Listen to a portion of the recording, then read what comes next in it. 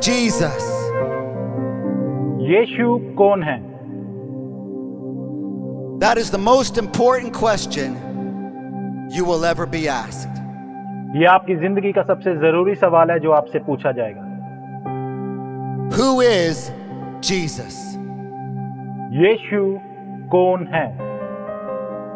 No matter what answer you give, it will not change who he is. इससे फर्क नहीं पड़ता कि आपका उत्तर क्या है, वो यीशु की हकीकत को नहीं बदलेगा। But whatever answer you give will decide whether or not you have a relationship with him. आपका जो भी उत्तर होगा वो ये तय करेगा कि आपका रिश्ता उसके साथ है या नहीं। All of us owe a debt that we cannot afford to pay.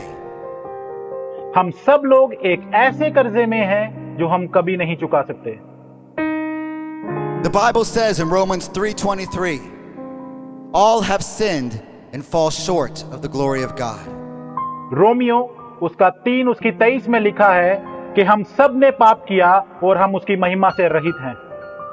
Romans 6:23 says, the wages of sin is death. Romeo 6 उसका 23 में लिखा है कि पाप की मजदूरी मृत्यु है। That death is an eternal separation from God. और ये मृत्यु परमेश्वर से अनंत काल तक अलग होना है। Sin separates us from God. पाप ने हमें परमेश्वर से अलग कर दिया है। There is only one way we can be free from the burden of sin. सिर्फ एक ही रास्ता है जिसे हम पाप से छुटकारा पा सकते हैं। There is only one way we can stand before a holy God. सिर्फ एक ही रास्ता है जिससे हम पवित्र परमेश्वर के सामने खड़े रह सकते हैं। And Jesus is the way. और यीशु वो रास्ता है। The wages of sin is death, but the free gift of God is eternal life in Jesus. पाप की मजदूरी मृत्यु है, परंतु परमेश्वर का वरदान मसीह यीशु में अनंत जीवन है। Jesus said in John 14:6, यीशु ने यूहन्ना 14 उसकी 6 आयत में कहा है, I am the way, the truth, and the life. मार्ग, सत्य और जीवन मैं हूं। No one comes to the Father except through me. कोई मेरे बिना पिता तक नहीं पहुंच सकता। So who is Jesus? तो फिर यीशु कौन है? If he was just a great man, then he can't save you. यदि वह एक महान आदमी है तो वह आपको नहीं बचा सकता। He had to have been more than just a man because all men have sinned. उसे मनुष्यों से बढ़कर होना आवश्यक है क्योंकि सब मनुष्यों ने पाप किया है। A sinner cannot pay the debt for another man's sins. एक मनुष्य दूसरे मनुष्य का पाप का दाम नहीं चुका सकता। He has to pay for his own. उसे अपने पापों का दाम चुकाना है। If Jesus was just a prophet, then he can't save you any more than you can save someone else. यदि यीशु सिर्फ एक भविष्यद्वक्ता है तो वह आपको नहीं बचा सकता। But if he is who he claimed to be, the Son of God, पर यदि वह सच में परमेश्वर के पुत्र थे, then he was the perfect sacrifice.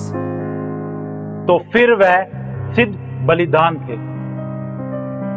He died in your place so you could be forgiven. वह आपके लिए मरे ताकि आपके पाप क्षमा हो जाएं। He paid the price for your sins. उसने आपके पापों का दाम चुकाया है। Then he also rose from the dead because death could not hold him. फिर वह मुर्दों में से जी उठे क्योंकि मृत्यु ने अपने शिकंजे में थाम के ना रख सकी। John 3:16 says, यूहन्ना 3:16 में लिखा है, For God so loved the world that he gave his only son. कि परमेश्वर ने जगत से ऐसा प्रेम रखा कि अपना एक लौता पुत्र दे दिया, that whoever believes in him should not perish, but have everlasting life. ताकि जो कोई उस पे विश्वास करे वो नाश ना हो बल्कि अनंत जीवन को पाए। How can we know this is true? हम कैसे जाने कि ये सच है? We can know this is true because the Bible tells us we can. हम इस बात से ये जान सकते हैं कि ये सच है क्योंकि बाइबल हमें बताती है। It says in Romans 8:16, Romeo 8 उसकी 16 में लिखा है, His Spirit bears witness with our spirits that we are children of God. आत्मा आप ही हमारी आत्मा के साथ गवाही देता है कि हम परमेश्वर की संतानें हैं। This is the confidence of salvation that only Jesus can give. ये उद्धार का वादा है जो केवल यीशु हमें देता है। How do you accept God's free gift of eternal life in Jesus?